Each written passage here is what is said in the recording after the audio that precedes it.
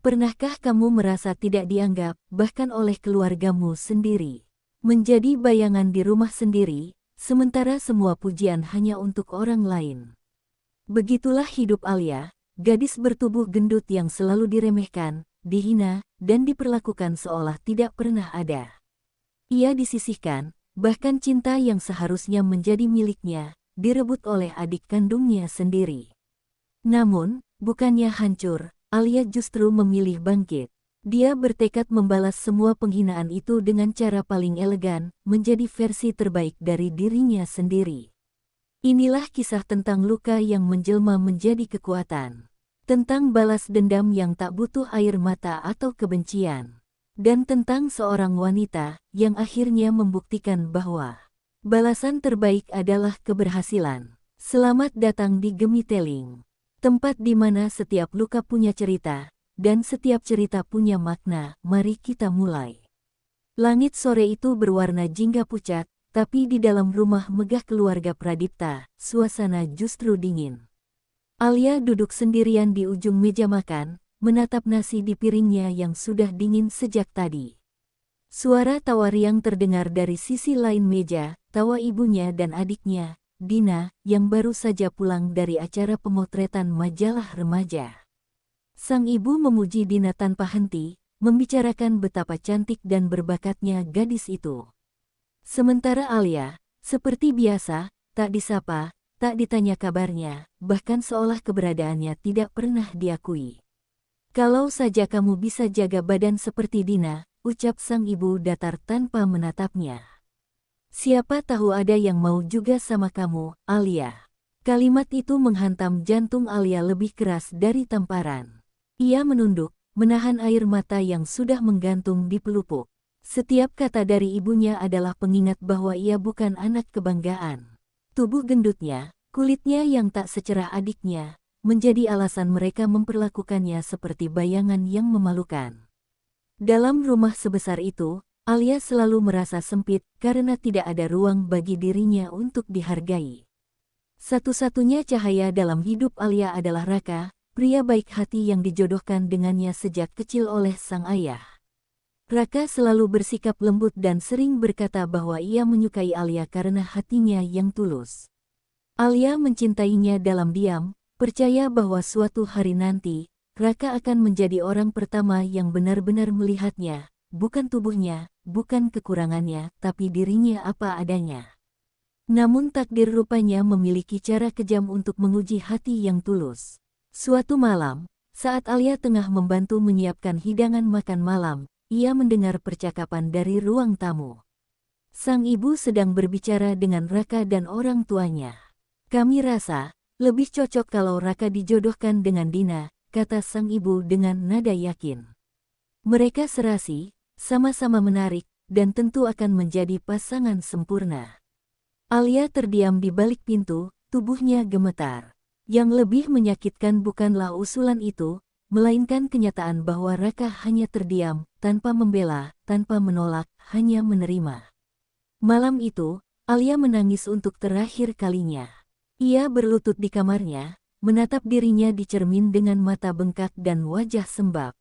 Mungkin benar, mereka tak akan pernah melihatku, bisiknya lirih. Tapi suatu hari nanti, aku akan membuat mereka menyesal pernah mengabaikanku. Kata-kata itu menjadi janji dalam hati. Sebuah janji yang akan menyalakan api kecil, api yang kelak membakar habis semua keraguan, semua rasa rendah diri, hingga yang tersisa hanyalah perempuan kuat bernama Alia. Hari itu seharusnya menjadi hari bahagia bagi keluarga Pradipta. Rumah mereka dipenuhi tamu, dihiasi bunga putih dan pita emas. Semua orang tersenyum, menebar doa dan tawa. Tapi di tengah keramaian itu, ada satu sosok yang berdiri membeku di ujung tangga, Alia. Ia menatap ke bawah, di mana Raka dan Dina tengah. Bergandengan tangan, dikelilingi tepuk tangan hangat. Hatinya bergetar hebat, bukan karena cinta, tapi karena luka yang tak mampu diungkapkan dengan kata-kata. Di hadapan matanya sendiri, laki-laki yang dulu berjanji akan selalu bersamanya kini resmi menjadi tunangan adiknya. Saat tamu-tamu bersorak, Alia merasa udara di sekitarnya lenyap. Semua suara seakan memudar, hanya menyisakan detak jantungnya yang bergemuruh di telinga. Ia tersenyum kaku, menatap ke arah mereka berdua dengan pandangan kosong. Tak ada yang menyadari air matanya jatuh pelan. Tak ada yang peduli bahwa di saat semua orang merayakan cinta, ada satu hati yang sedang hancur perlahan.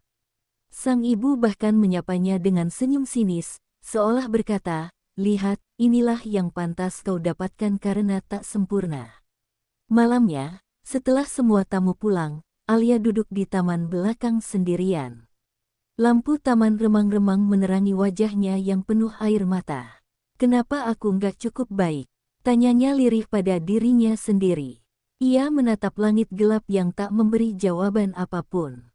Ingatan masa kecilnya terlintas saat ia pernah bermimpi menjadi seseorang yang bisa dibanggakan. Tapi malam itu, mimpi itu terasa jauh, nyaris mustahil diraih. Ia sadar, tidak ada lagi tempat untuknya di rumah itu. Tidak ada lagi alasan untuk bertahan. Dengan tangan gemetar, Alia masuk ke kamar. Ia mengemasi beberapa pakaian ke dalam koper kecil, mengambil sedikit uang tabungan, dan menatap sekeliling kamar yang selama ini menjadi saksi diam kesepiannya. Foto dirinya dan Raka di atas meja rias ia pandangi lama, sebelum akhirnya ia sobek dan buang ke tempat sampah. "Mulai malam ini, aku akan hidup tanpa berharap pada siapapun," katanya dengan suara tegas yang diiringi tangis pelan. Ia menulis sepucuk surat singkat untuk ayahnya, satu-satunya yang kadang masih menyapanya dengan lembut, lalu meninggalkan rumah itu tanpa menoleh lagi. Langkah Alia malam itu menjadi awal dari perjalanan panjang yang akan mengubah seluruh hidupnya. Ia melangkah sendirian di bawah rintik hujan, hanya ditemani bayangan dan rasa sakit. Tapi di balik tangisan dan kesedihan itu, tersimpan bara kecil di dalam dirinya, bara yang akan tumbuh menjadi api besar suatu hari nanti. Sebab, tanpa disadari, malam penuh luka itu adalah malam pertama Alia benar-benar hidup untuk dirinya sendiri.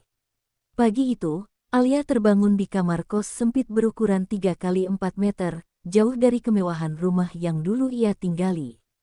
Suara bising kendaraan di luar dan aroma pengap ruangan menjadi pengingat bahwa hidupnya kini benar-benar berubah.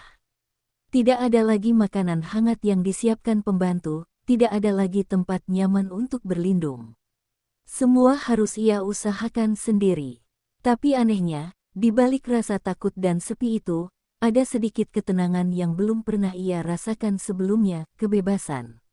Kebebasan untuk menjadi dirinya sendiri, tanpa cemoohan, tanpa perbandingan. Hari-hari pertama begitu berat. Alia mencari pekerjaan ke berbagai tempat, tapi seringkali ditolak karena penampilan tubuhnya dan kurangnya pengalaman. Ia hampir menyerah ketika suatu sore, langkahnya berhenti di depan sebuah gedung kecil bertuliskan Miras Gym dan Wellness. Ia memberanikan diri masuk, dan disambut oleh seorang wanita paruh baya dengan senyum ramah, "Bu Mira. Kamu cari kerja?" tanya wanita itu lembut. Alia mengangguk ragu. Tanpa banyak tanya, Bu Mira menerima Alia menjadi resepsionis, meski tahu gadis itu tak punya pengalaman. "Yang penting kamu mau belajar," katanya. Kalimat sederhana itu terasa seperti cahaya kecil di tengah gelapnya dunia Alia. Bekerja di tempat itu perlahan membuka matanya. Setiap hari ia melihat orang-orang berjuang memperbaiki diri, bukan hanya tubuhnya, tapi juga semangatnya. Dari situ, Alia mulai ikut latihan ringan, hanya 15 menit di awal, lalu bertambah sedikit demi sedikit. Nafasnya sering tersengal, keringatnya membanjiri tubuh, tapi setiap kali ia ingin berhenti, Bu Mira selalu berkata, "Jangan biarkan masa lalu menentukan bentuk tubuh dan masa depanmu, Alia. Kamu punya kendali atas dirimu sendiri." Kata-kata itu menjadi mantra yang Alia pegang erat. Bulan demi bulan berlalu, dan sedikit demi sedikit perubahan mulai terlihat. Berat badannya menurun, kulitnya tampak lebih segar, dan untuk pertama kalinya dalam hidup, Alia mulai menyukai pantulan dirinya di cermin. Tapi perubahan terbesar bukan pada fisiknya, melainkan pada pikirannya. Ia mulai percaya bahwa harga diri tidak ditentukan oleh ukuran tubuh atau pandangan orang lain, melainkan oleh seberapa keras seseorang mau berjuang memperbaiki diri. Ia mulai membaca buku motivasi, menonton video pengusaha muda, dan belajar bisnis daring di sela waktu kerja. Suatu malam, setelah semua anggota gym pulang, Alia duduk sendirian di ruang latihan, memandangi cermin besar di hadapannya. Tubuhnya masih jauh dari sempurna, tapi matanya tak lagi sendu. "Aku akan sukses," bisiknya pada pantulan dirinya sendiri. "Aku akan buat semua orang yang menertawakan aku menyesal." Di malam hening itu, untuk pertama kalinya Alia tidak lagi merasa korban. Ia merasa seperti pejuang yang baru saja menemukan arah hidupnya. Waktu berjalan cepat. Tak terasa sudah hampir setahun sejak Alia meninggalkan rumah dan memulai hidup barunya di kota itu. Setiap pagi, ia bangun sebelum matahari terbit untuk berlari kecil di taman dekat kos, lalu langsung bekerja di gym. Keringat, rasa lelah, dan otot yang pegal tak lagi membuatnya ingin menyerah, justru menjadi pengingat bahwa dirinya sedang bergerak maju. Dalam diam, ia belajar mencintai rasa sakit, karena dari situlah kekuatannya tumbuh. Dari gadis yang dulu hanya menangis di pojok kamar, kini Alia menjelma menjadi sosok yang tak lagi takut menantang hari. Bu Mira yang melihat ketekunan Alia pun mulai mempercayakan lebih banyak tanggung jawab kepadanya. Alia diberi kesempatan untuk mengelola bagian pemasaran kecil di gym itu. Ia belajar membuat konten promosi di media sosial, mengedit video pendek tentang gaya hidup sehat, hingga membuat resep makanan rendah kalori untuk pelanggan. Semua ide-ide itu perlahan menarik perhatian orang-orang. Beberapa pelanggan bahkan mulai bertanya, "Kamu punya usaha makanan sehat sendiri, Alia?"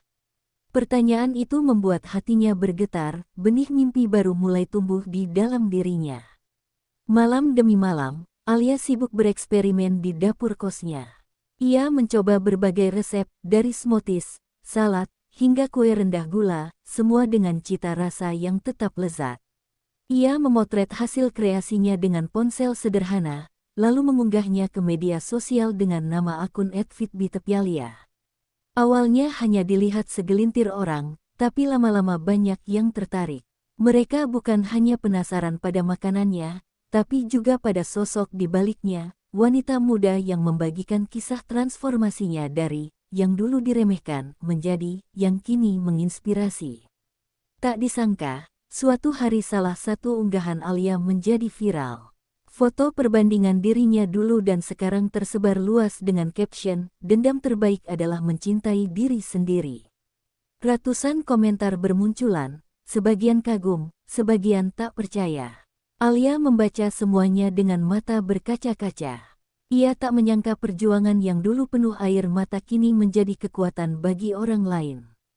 Di balik layar ponselnya, ia tersenyum. "Mungkin, inilah tujuan Tuhan kenapa aku harus disakiti dulu," gumamnya lirih. Sejak hari itu, Alia tak lagi sekadar berolahraga untuk membalas dendam. Ia melakukannya karena cinta pada hidup, pada tubuh, dan pada dirinya sendiri. Ia terus belajar, terus berkembang, hingga suatu ketika Bu Mira menatapnya bangga dan berkata, "Kamu bukan lagi karyawan di sini, Alia. Kamu sudah siap berdiri sendiri." Kalimat itu membuat air mata Alia jatuh, tapi kali ini bukan karena sedih, melainkan karena ia tahu, perjuangan sesungguhnya baru saja dimulai.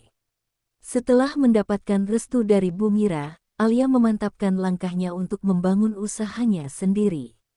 Dengan modal tabungan seadanya dan sedikit bantuan dari pelanggan setia gym, ia menyewa dapur kecil di pinggir kota. Ia menempelkan tulisan sederhana di dindingnya, "Fitbite by Alia, dari dendam jadi cinta pada diri sendiri." Kata-kata itu bukan sekadar slogan, tapi pengingat tentang perjalanan yang telah ia lalui. Setiap pagi, ia menyiapkan bahan-bahan segar, menimbang kalori, mencicipi rasa, dan mengemas produknya sendiri dengan tangan yang dulu gemetar karena takut, tapi kini kokoh karena keyakinan. Awal-awal tidak mudah. Banyak pesanan dibatalkan, beberapa pelanggan mengeluh soal harga atau rasa. Tapi Alia tidak menyerah. Ia terus memperbaiki resep, belajar tentang manajemen usaha, bahkan begadang tiap malam menonton video tentang strategi bisnis kecil. Ia percaya, kegagalan hanyalah bagian dari proses menuju kesuksesan. Kadang, saat tubuhnya kelelahan, ia menatap pantulan dirinya di cermin dapur dan tersenyum. "Lihat sejauh apa kamu sudah melangkah, Alia," ucapnya lirih, menguatkan dirinya sendiri. Perlahan tapi pasti, usahanya mulai dikenal luas. Alia menggunakan media sosial untuk membagikan kisah perjuangannya, lengkap dengan tips hidup sehat dan pesan motivasi. Banyak perempuan yang merasa tersentuh dan mulai mengikuti akun Fitbit by Alia. Mereka bukan hanya membeli produknya, tapi juga menjadikan Alia inspirasi untuk berubah. Komentar seperti, "Kak Alia, karena kakak aku mulai olahraga lagi," atau "Aku belajar mencintai diriku dari cerita kakak," membuat Alia menyadari bahwa kesuksesan sejati bukan soal uang, tapi soal dampak yang bisa ia berikan pada orang lain. Suatu hari, salah satu influencer kesehatan terkenal mencoba produknya dan memposting ulasan positif. Dalam semalam, pesanan Alia meledak. Ia bekerja tanpa henti selama 3 hari, dibantu beberapa teman dari gym. Lelahnya luar biasa, tapi saat melihat ratusan kotak Fitbit siap dikirim ke seluruh kota, air mata haru menetes di pipinya. Ia menatap langit sambil berbisik, "Lihat aku sekarang, Bu, lihat aku, Raka, aku bukan lagi gadis yang kalian abaikan." Bukan dengan kebencian, tapi dengan rasa bangga karena telah membuktikan semuanya dengan kerja nyata. Sejak saat itu, nama Alia mulai terdengar di mana-mana. Ia diundang ke seminar wirausaha muda, diliput media lokal, bahkan masuk artikel online bertajuk "Alia Pradipta, Gadis yang Mengubah Luka Jadi Kesuksesan." Namun, meski mulai dikenal, Alia tetap rendah hati. Ia masih tinggal di kos sederhana, masih berolahraga setiap pagi, dan masih menuliskan kalimat yang sama di dinding dapurnya. Balas dendam terbaik adalah mencintai diri sendiri sampai orang lain tak bisa mengabaikanmu lagi. 5 tahun berlalu sejak malam ketika Alia meninggalkan rumah dengan air mata di pipi dan tekad di hati. Kini, ia berdiri di depan cermin dengan senyum kecil yang nyaris tak ia kenali sendiri.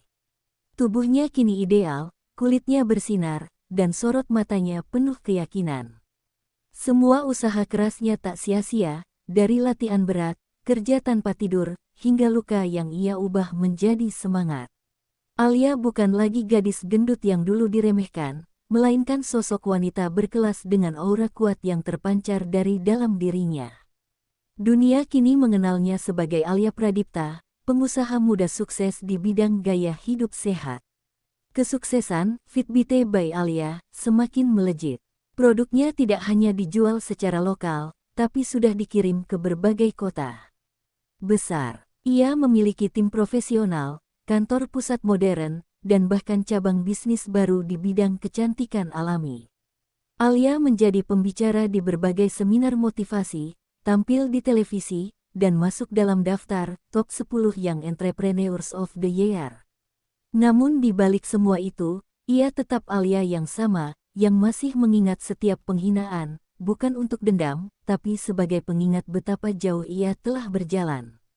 Suatu hari, Alia menerima undangan kehormatan dari Asosiasi Pengusaha Muda kotanya.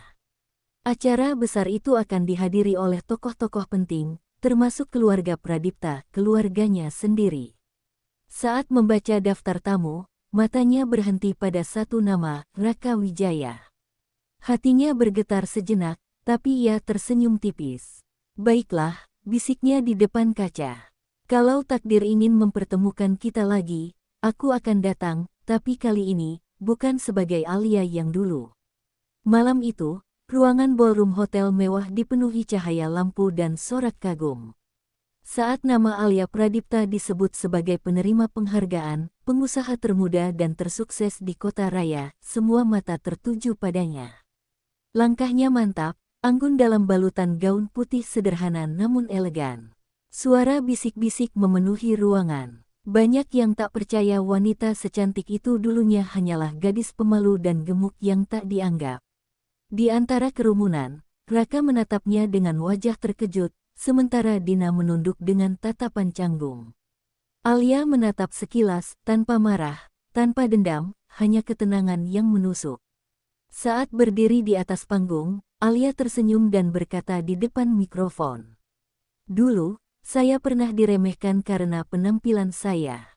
Tapi hari ini, saya berdiri di sini bukan karena ingin membuktikan apapun.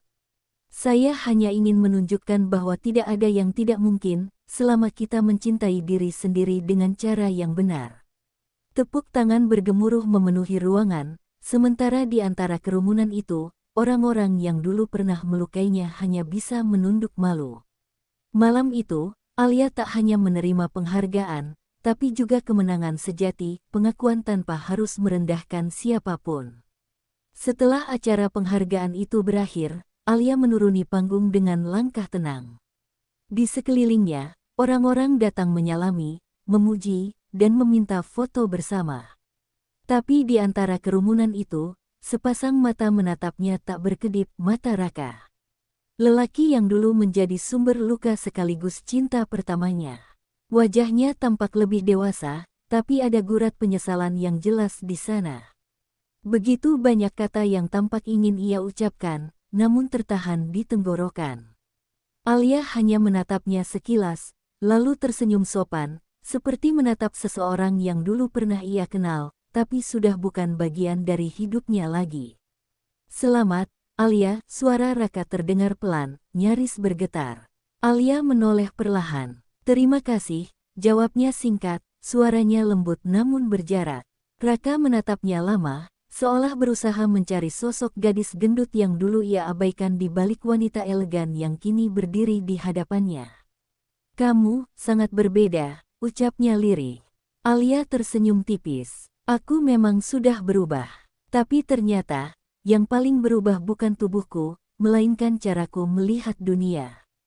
Kalimat itu membuat Raka terdiam. Ada sesuatu di mata Alia yang tak lagi bisa ia baca, ketenangan yang tak bisa diganggu oleh siapapun. Dari kejauhan, Dina memperhatikan keduanya dengan perasaan tak menentu.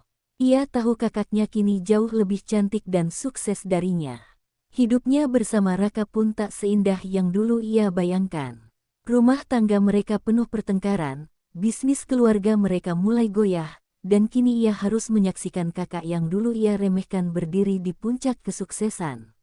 Saat Alia menghampiri untuk berpamitan, Dina menunduk, suaranya lirih, "Kak, aku," tapi Alia hanya menepuk pundaknya pelan. Dan berkata, "Jaga dirimu, Dina. Jangan khawatir. Aku sudah tidak marah lagi." Kalimat sederhana yang justru membuat Dina menitikkan air mata. Malam itu, sebelum pulang, Raka kembali menghampiri Alia di area parkir. "Boleh aku bicara sebentar?" tanyanya. Alia menatapnya sejenak, lalu mengangguk.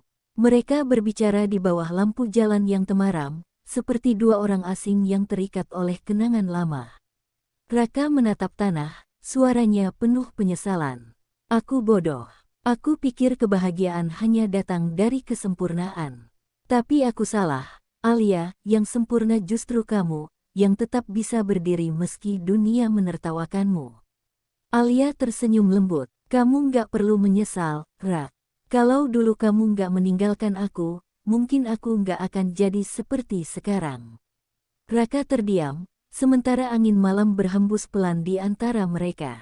Alia menatap langit sejenak, lalu berkata dengan tenang, "Dendamku sudah selesai, Raka. Aku tidak butuh balasan, tidak butuh penyesalanmu. Aku sudah memaafkan semuanya, bahkan sebelum kamu sadar telah menyakitiku." Ia melangkah pergi, meninggalkan Raka yang berdiri terpaku di bawah lampu jalan. Malam itu, Alia tahu, luka lamanya sudah benar-benar sembuh. Yang tersisa hanyalah kekuatan, ketenangan, dan hati yang siap menyambut cinta baru yang lebih layak. Beberapa hari setelah acara penghargaan itu, Alia duduk di balkon apartemennya yang menghadap kota. Langit senja mewarnai cakrawala dengan jingga lembut, seperti lukisan yang menenangkan mata. Di tangannya secangkir teh hangat, di hatinya perasaan yang sulit dijelaskan, lega, damai, dan penuh syukur. Ia teringat setiap malam penuh tangis, setiap penghinaan yang dulu ia telan, dan setiap hari ia berjuang sendirian. Kini, semuanya terasa jauh, seolah hanya bagian dari mimpi buruk yang akhirnya berlalu. Luka itu memang meninggalkan bekas, tapi sudah tidak lagi berdarah. Yang tersisa hanyalah kekuatan yang membuatnya tumbuh. Telepon genggamnya berdering, menampilkan nama ibunya di layar. Alia menatapnya lama sebelum akhirnya mengangkat. Suara di seberang terdengar pelan, seperti seseorang yang menahan tangis.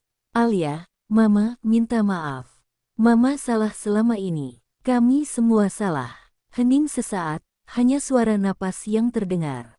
Alia tersenyum samar. "Mama, aku sudah memaafkan sejak lama. Aku tidak mau hidupku berhenti karena kebencian." Di seberang, ibunya terisak. "Bolehkah Mama datang ke rumahmu?" tanya sang ibu lirih. Alia terdiam sejenak, lalu menjawab lembut, "Datanglah, Ma. Pintu rumahku tidak pernah tertutup. Aku hanya berharap kali ini, Mama datang bukan karena menyesal, tapi karena ingin memulai lagi." Pertemuan itu terjadi 2 hari kemudian. Saat ibunya masuk ke apartemen, wanita itu menatap putrinya dengan mata sembab, antara bangga dan malu. Alia menjemputnya dengan senyum tulus, bukan dengan gengsi. Mereka berbincang lama, tanpa ada kata menyalahkan, tanpa dendam yang menggantung. Alia menyuguhkan teh hangat, dan ibunya menatap sekitar rumah dengan kagum. "Kamu sudah jadi wanita hebat, Alia. Lebih dari yang Mama bayangkan." Alia hanya tersenyum. "Aku begini karena semua hal yang dulu aku alami, Ma. Kalau dulu Mama dan Papa memperlakukan aku seperti dulu, mungkin aku nggak akan pernah tahu cara bangkit." Malam itu, setelah ibunya pulang, Alia menatap dirinya di cermin besar di ruang tamu.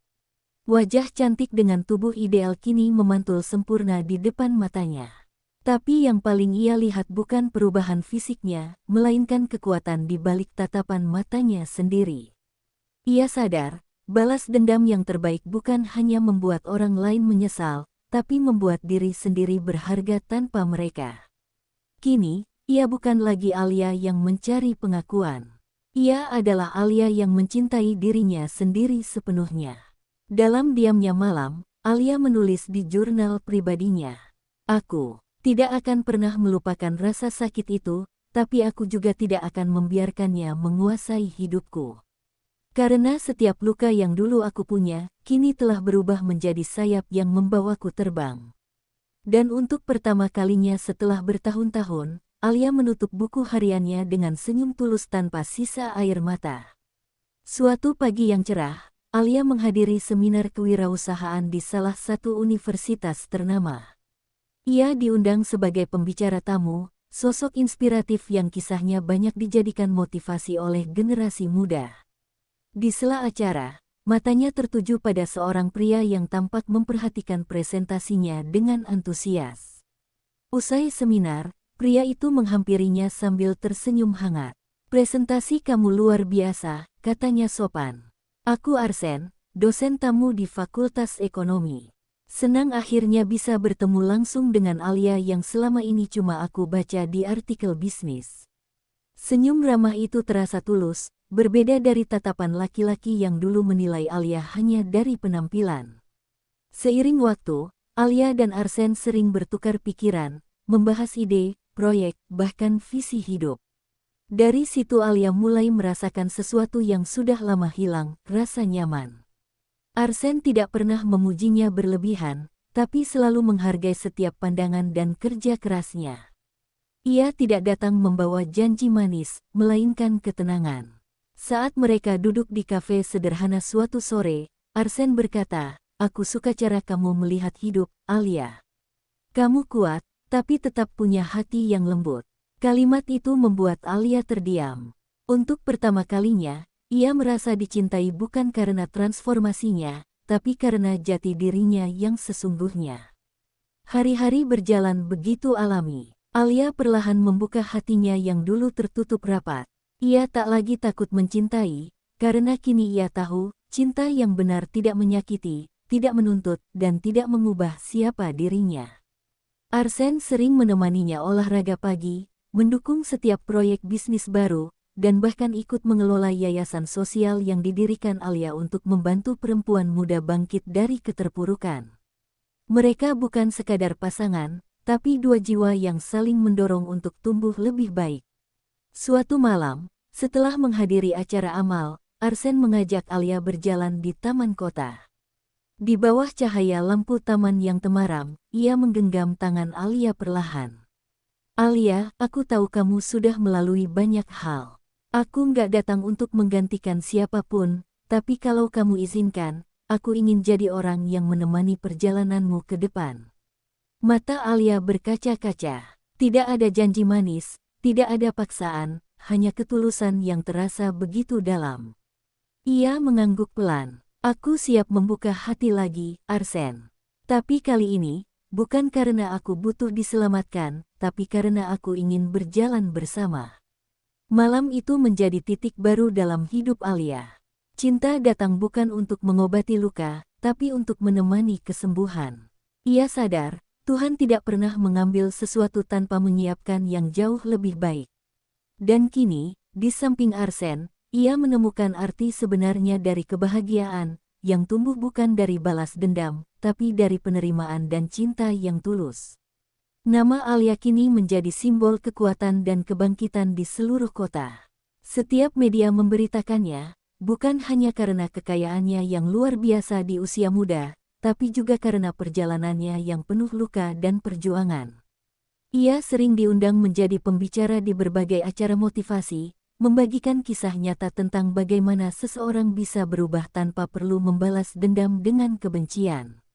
Dulu aku dianggap tak berarti, katanya di depan ratusan orang, tapi aku belajar bahwa yang paling penting bukan bagaimana orang memandangmu, melainkan bagaimana kamu memandang dirimu sendiri. Kalimat itu mendapat tepuk tangan panjang, dan beberapa orang bahkan menitikkan air mata. Di balik semua kesibukan itu, Arsen selalu berada di sisinya, bukan sebagai bayangan, tapi sebagai penopang yang setia.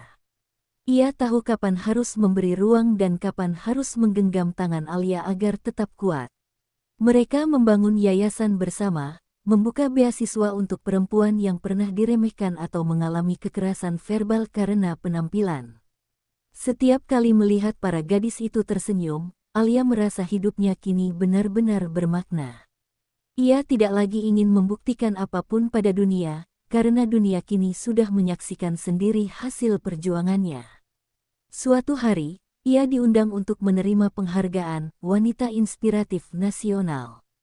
Saat berdiri di atas panggung megah dengan gaun putih sederhana namun elegan, Alia memandang lautan manusia di hadapannya.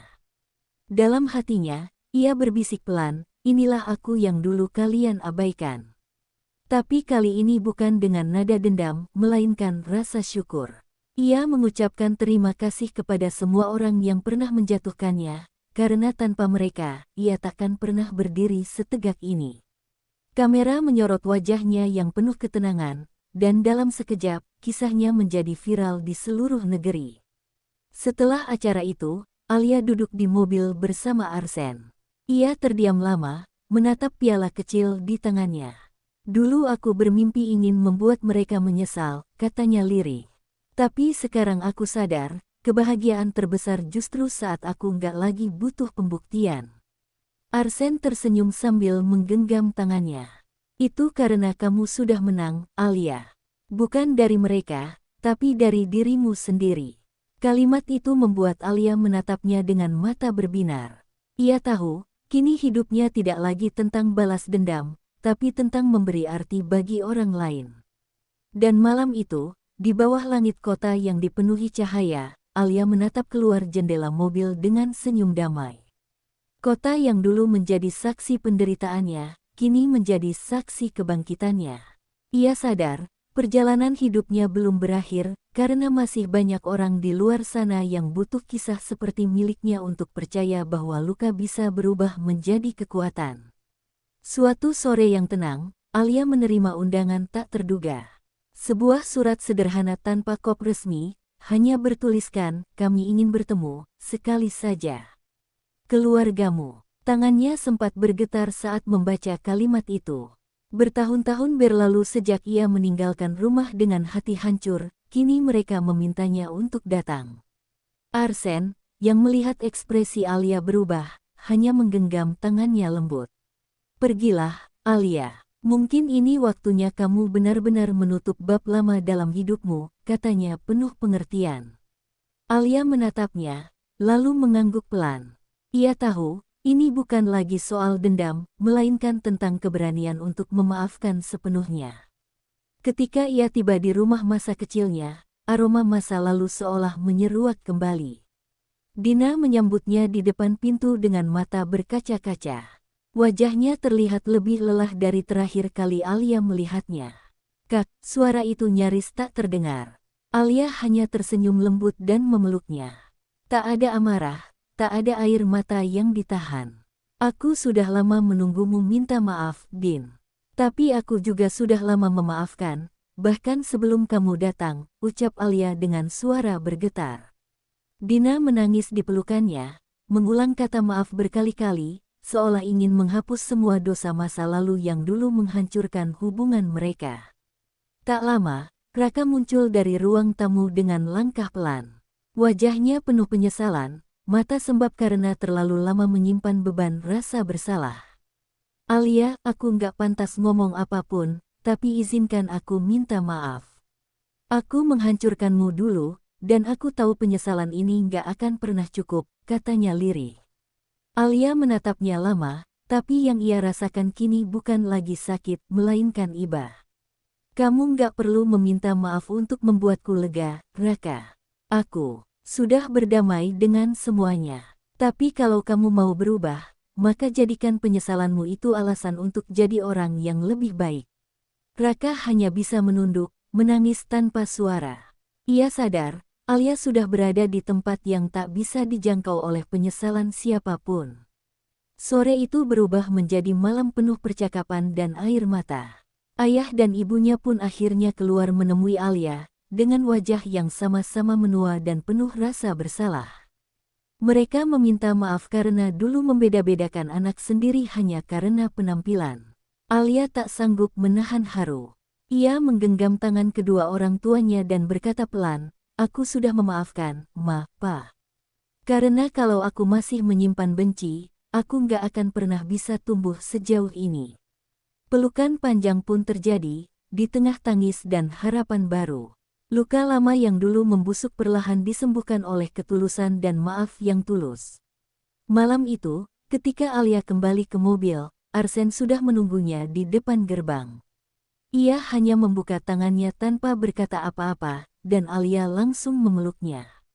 Semuanya sudah selesai, Arsen, ucapnya dengan suara bergetar namun tenang. Arsen mengangguk sambil membelai rambutnya. Bukan selesai, Alia. Ini baru mulai. Karena sekarang kamu benar-benar bebas, bebas dari masa lalu, dari rasa sakit, dan dari dendam. Alia tersenyum dalam pelukan pria yang kini menjadi sandaran hatinya. Ia tahu, apapun yang terjadi selanjutnya hanyalah tentang kehidupan baru yang siap ia jalani dengan hati yang utuh. Setahun setelah pertemuan itu, hidup Alia benar-benar berubah menjadi kisah yang seolah diambil dari buku mimpi. Hubungannya dengan keluarga kembali hangat, Dina sering datang ke rumahnya membawa anak kecil yang lucu, buah cintanya dengan Raka. Hubungan mereka kini penuh maaf dan pengertian, tanpa rasa iri, tanpa bayangan masa lalu. Bahkan orang tuanya kini menjadi sosok pendukung setia di setiap acara besar yang Alia hadiri. Mereka dengan bangga menyebutnya sebagai anak pertama mereka yang paling kuat dan berani. Luka yang dulu memisahkan kini justru menjahit mereka kembali dengan benang ketulusan dan cinta. Bisnis Alia semakin berkembang pesat, hingga membuka cabang ke berbagai kota besar di Indonesia.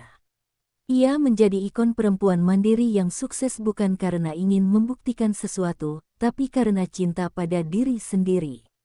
Yayasan yang ia dirikan berkembang menjadi tempat perlindungan dan pendidikan bagi ratusan perempuan muda yang dulu merasa tidak cukup baik untuk dunia. Setiap kali melihat mereka tersenyum, Alia selalu berkata dalam hati, inilah alasan aku harus melalui semua rasa sakit itu. Karena tanpa luka, ia mungkin takkan pernah tahu rasanya menyembuhkan. Di tengah kesibukannya, cinta pun semakin mekar. Arsen melamarnya dengan cara sederhana namun begitu bermakna, di taman tempat mereka pertama kali berbicara tentang mimpi. "Kamu dulu pernah kehilangan segalanya," kata Arsen dengan mata berkaca. "Sekarang izinkan aku untuk jadi bagian dari semua yang kamu punya." Alia menatapnya sambil tersenyum, air mata kebahagiaan jatuh perlahan. "Aku tidak kehilangan apapun lagi, Arsen. Karena yang benar-benar aku butuhkan kini sudah berdiri di depanku." Mereka menikah dalam suasana hangat dan sederhana, dihadiri keluarga, sahabat, dan orang-orang yang dulu pernah meragukannya. Tapi kali ini, semua tatapan pada Alia bukan lagi penuh ejekan, melainkan kekaguman. Hari demi hari berjalan penuh ketenangan. Alia menjalani hidup dengan damai, mengajar, membantu orang lain, dan membangun keluarga yang ia impikan. Setiap pagi, ia menatap wajahnya di cermin dan berbisik pada diri sendiri, "Terima kasih sudah bertahan." Ia tidak lagi memikirkan bagaimana membalas, karena hidupnya sendiri sudah menjadi balasan paling indah dari semesta. Tak ada lagi rasa sakit, hanya syukur dan kebahagiaan yang tumbuh dari keikhlasan. Dan di suatu sore yang lembut, sambil memandangi matahari terbenam dari balkon rumahnya, Alia menulis kalimat terakhir di jurnalnya. "Aku pernah dianggap tidak ada, tapi kini aku menjadi seseorang yang penuh arti. Aku pernah disisihkan, tapi kini aku berdiri di tengah cahaya. Dendamku bukan lagi tentang membalas, melainkan tentang berubah." Dan itulah balasan terindah dari semesta. Kisahnya berakhir bukan dengan air mata, tapi dengan senyum wanita yang akhirnya menemukan dirinya sendiri dan cinta sejatinya. Kadang, hidup memang kejam. Kita bisa diabaikan oleh orang yang seharusnya mencintai kita, dihancurkan oleh orang yang kita percaya, dan diremehkan oleh mereka yang bahkan tak tahu perjuangan kita. Tapi dari setiap luka, selalu ada kekuatan yang sedang dibentuk oleh waktu. Seperti Alia, yang memilih berdiri di atas kakinya sendiri, menjadikan air mata sebagai bahan bakar untuk sukses, dan menjadikan rasa sakit sebagai guru yang membentuk kebijaksanaan. Kini, ia bukan hanya berhasil, tapi juga bahagia, damai, dan dicintai dengan cara yang layak. Karena balas dendam terbaik bukanlah membuat orang lain menyesal, melainkan menjadikan diri sendiri versi terbaik dari semua masa lalu yang pernah menyakitimu. Dan pada akhirnya, semesta tahu kapan harus memberi balasan paling indah. Saat kamu sudah berhenti ingin membalas siapapun. Terima kasih sudah menonton kisah ini bersama Gemiteling. Tempat setiap luka punya cerita, dan setiap cerita punya makna. Jangan lupa like, subscribe, dan aktifkan lonceng notifikasinya, agar kamu tak ketinggalan kisah nyata penuh makna berikutnya. Sampai jumpa.